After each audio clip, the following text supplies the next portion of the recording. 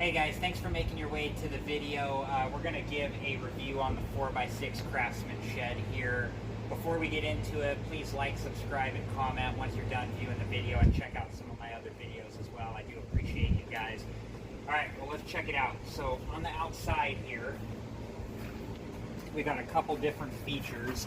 You got these locks down here that lock the door into place. One on the top, one on the bottom. They're a little stiff, I noticed, when you push down, but they do, probably over time it'll loosen up a little bit. And then you have right here where you can put a padlock.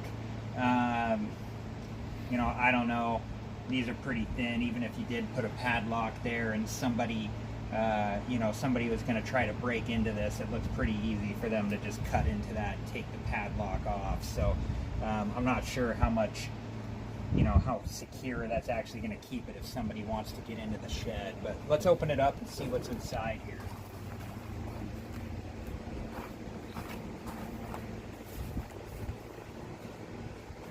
All right, so inside the shed, this is all made of resin too. It's fairly lightweight when you're assembling it, so it's not super tough to assemble. I did have some help assembling mine with my wife.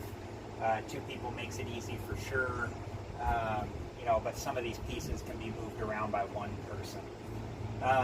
It does have in the back here, it has a spot that you can put in optional shelves, and it tells you how to do that. So you can have 3 optional shelves in here if you choose to do so. I probably am going to put a shelf in the top here, just to store some various, whatever it is, chemicals and different things. But for the bottom here, I'm actually going to try to fit in this stuff behind us. I'm going to try to fit in the lawnmower, the wheelbarrow, and a bunch of various yard tools.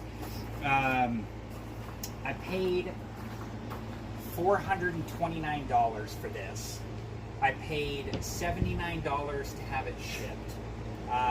So I was in it a little over $500 right there just to get it to my door.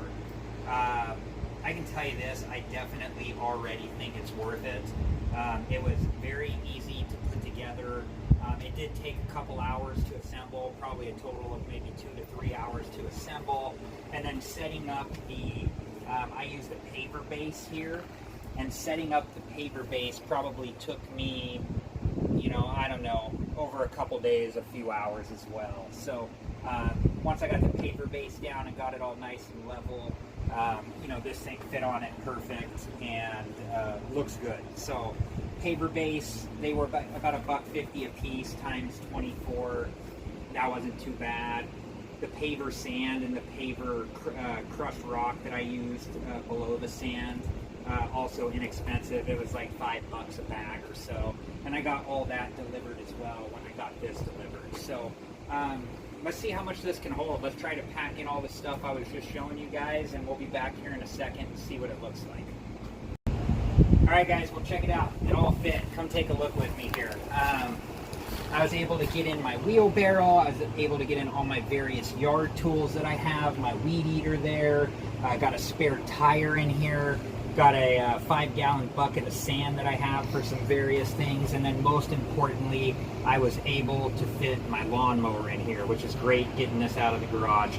And I still have a little bit of space here and there to fit some extra things. And I'll probably do something with rearranging these yard tools so I can fit that top shelf in here and then have, various things sitting up here on the top shelf.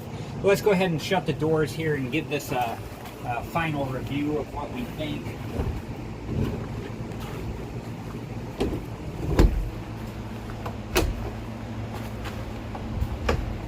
All right, it's shut there. So overall, a great shed, a great name. I have faith that this is going to last for years to come.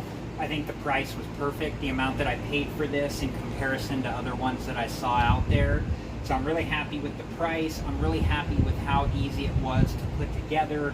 And most importantly, I'm happy with the quality and the space that I had to fit everything that I needed. A couple of the drawbacks on this, there were a couple, during the installation process, there were a couple times where things were maybe unclear, such as the S bracket, like a support bracket up here on the roof. You know, and I had an issue with one of these hinges, or a few of these hinges. Trying to get the bolt through was a little tougher than I thought it should be because of the coating on the hinge itself. But you know, overall, I was able to overcome those and get past it.